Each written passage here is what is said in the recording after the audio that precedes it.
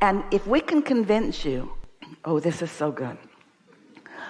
We're going to say it in two different ways. We've been saying to all of you for a while that when you want something enough, it almost doesn't matter what you believe about it, if your desire is strong enough.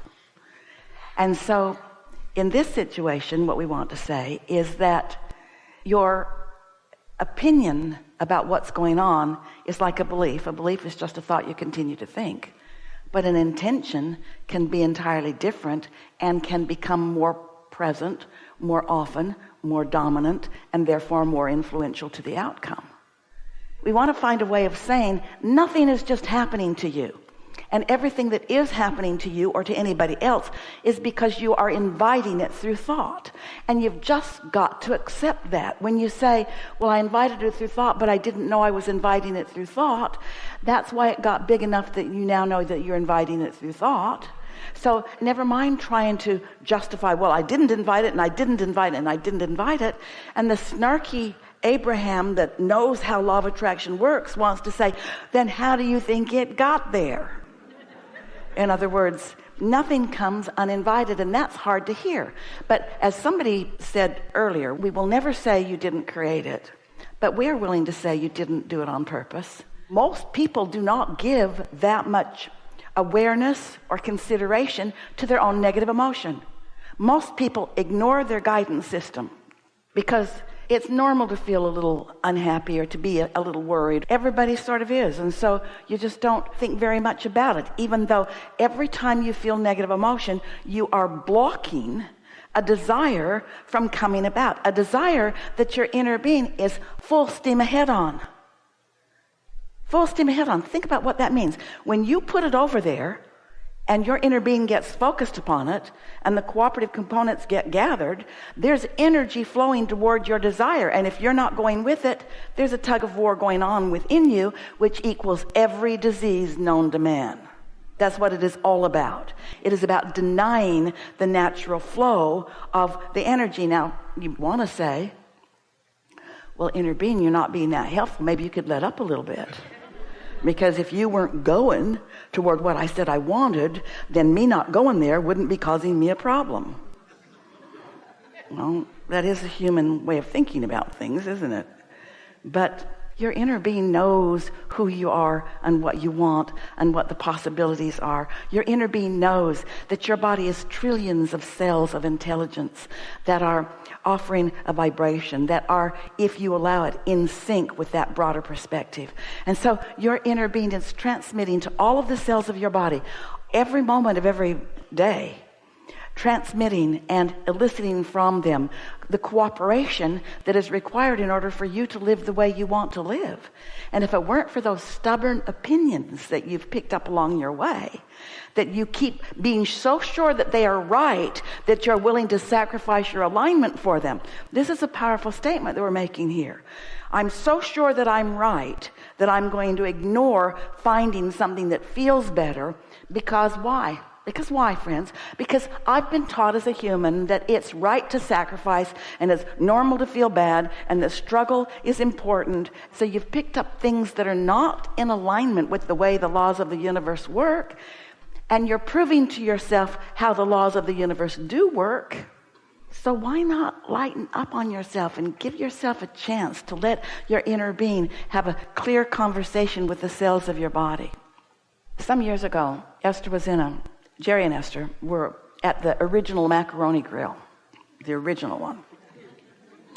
It was funny to her. It was an old dance hall that they converted, and then years later they built old dance halls all over the nation to mimic this macaroni grill. And Esther thought, you're not doing what you think you're doing. This was just an old dance hall, and now they're everywhere. So they were sitting at this macaroni grill with the butcher paper across the table and crayons for kids to draw on. Esther and Jerry both always drew pictures at lunch. And Esther had a to-do list that was really a long list. She'd been carrying the same list around for a long time and never came to the end of it. And she was overwhelmed, and she was complaining to Jerry about being overwhelmed. And they were off in a corner. It was almost the end of the lunchtime, hardly anybody else in the restaurant. And Jerry said, well, let's ask Abraham about your overwhelmment. And we said to Esther, Draw a line down the center of this placemat. And on the left side, write, just pick the things that you are going to do today. Not the things that you've been saying you're going to do, but the things that you are going to do today. And just write them there on the left side. And then put everything else on your list on what we are calling the universe's side of the placemat. So Esther began transferring from her notebook this long list. And this is the part we really want you to hear. With each note that she moved, that she delegated to the universe, she felt relief. She felt freer about it. She felt freer about it. And that day, she got her things done. She only picked a few. But the universe got way more done. People that she'd been trying to reach called her. Things resolved themselves. Something came in the mail and all kinds of things. It was uncanny how well the universe did with her list. And it hadn't been doing that well until she gave it with relief. So here's what we're getting at. As we've been teaching this process to you, sometimes you think that we are encouraging you to just boss the universe around. Take care of that and take care of that and take care of that. You know what to do, take care of that. But that's not the feeling of this. It's the taking it off your list. It's the taking something that you don't know what to do about. Do I need surgery? Do I need to eat differently? Do I need some sort of medicine? Do I need some sort of therapy? It takes all that confusion away. All those things that you've been considering that you can't decide what's the right way to go. What's the right and what's the wrong approach to this, because everybody's got a different idea about it. It takes that out of the equation when you delegate it to the universe. It's not giving up the desire of it. It's giving up the resistance that's within the desire of it. Can you hear that? Giving up the resistance that's within your desires. It's like wanting to make more money, but I don't really want to work long hours, and I really don't want to work for that guy. He'd pay me more, but I never liked that, and I don't want to do that. And in other words, you've got all this resistance that is just not necessary to have activated. And what most of our human friends have not yet come to really get from us is that you get to choose. You get to say what you want. You get to say what you want. In fact, you've been saying it. You've been saying it. Every time you knew something that you didn't want, you were saying what you did want. And your loving, demonstrative, capable inner being has been attracting on your behalf from first launch, second launch, third launch. In other words, the cooperative components that have been gathered, it's ready to sprout and stick its head above the soil. We love you so much. It's so fun to be human, isn't it? You like those moments when what you really want bursts onto the scene. The lover shows up and says, "Here I am, take me." The money's in your bank account. In other words, you like those manifestational moments, and you like them so much that you're just mad in every moment that they're not happening. Mad at yourself, mad at somebody else, just irritated. And you got to get over that, because that irritation is your indicator that you're not in sync with what you're asking for. You just got to lighten up. You just got to make a smaller deal out of things you've been making big deals about. Talk less with fewer people about things that you're all in controversy about. Mostly you want the same things. You want to feel good, and you want to feel love, and you want to be of value to others, and you want others to be of value to each other and to you. There's not that many things that you have in controversy, but you're so defensive because manifestations aren't happening to you, and confused about why they're not happening. I must not be worthy, or born under the right star, or born to the right parents, or I should have gone to school. I should have got that degree instead of that one. You're spending so much time defining what is and trying to figure out why what is isn't better, when what is not what we're talking about anymore. It's what vibrationally is. It's what was, and some of what is has created that your inner being is all over, and you just want to get in sync with that is, with that now, with that abundance, with that recovery, with that balance, with that clarity, with that well-being. It's all there for you, and your inner being is broadcasting it. But when you're focused on the opposite of it, law of attraction is not an unfair arbitrator. The law of attraction doesn't say, well,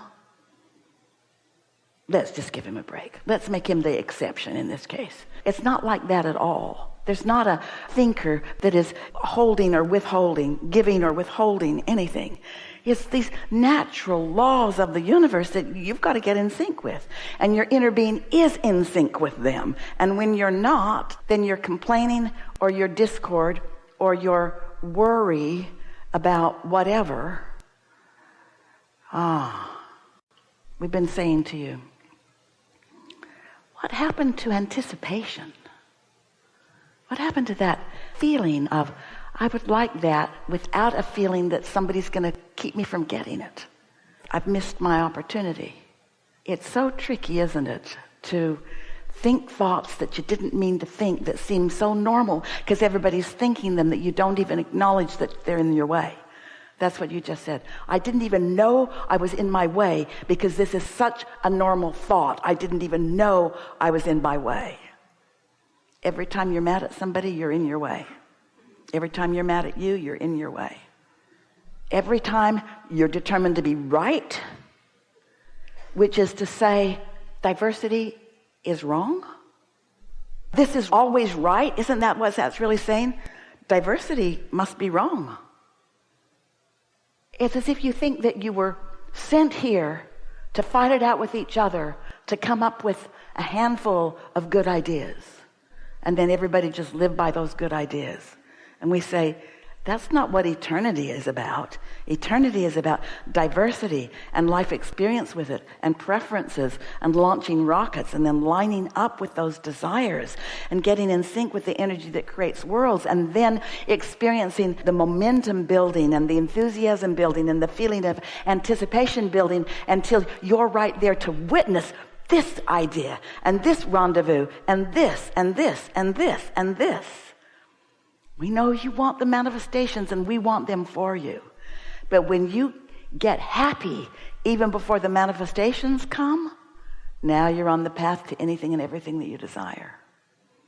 And there's no possible way that you could deprive anybody else of having it because you getting it doesn't keep somebody else from having it. Anybody that's in alignment with their desire is getting it. And if they're not getting it, it's not because somebody else is preventing it. It's because their habits of thoughts. And friends, we're not saying that it's not logical that you'd think that way. How'd you like to be in Gaza about now? How'd you like to be there? In other words, there's not a whole lot of positive stuff to observe there. There's a whole lot of beliefs that are being reinforced and a whole lot of feelings of defeat that are happening. And so it's extreme, but it didn't get there all at once. It took generations and generations and generations and generations and generations of belief in a certain right and a certain wrong instead of reaching for the path of least resistance, which is source energy, welcoming everybody to the space and yielding to everyone equally who is asking and allowing, you see. So don't try too hard to figure out what anybody else is doing, but you sure can figure out what you're doing. You'll never have another thought in opposition to what you want and it not stick out in a very strong way. We know we got a little heavy. We activated a lot of stuff, but don't you feel a little more invincible than you did a little while ago? Don't you feel a little more decisive about focusing on your intentions rather than on your opinions? And then when you start connecting the dots, it is so much fun.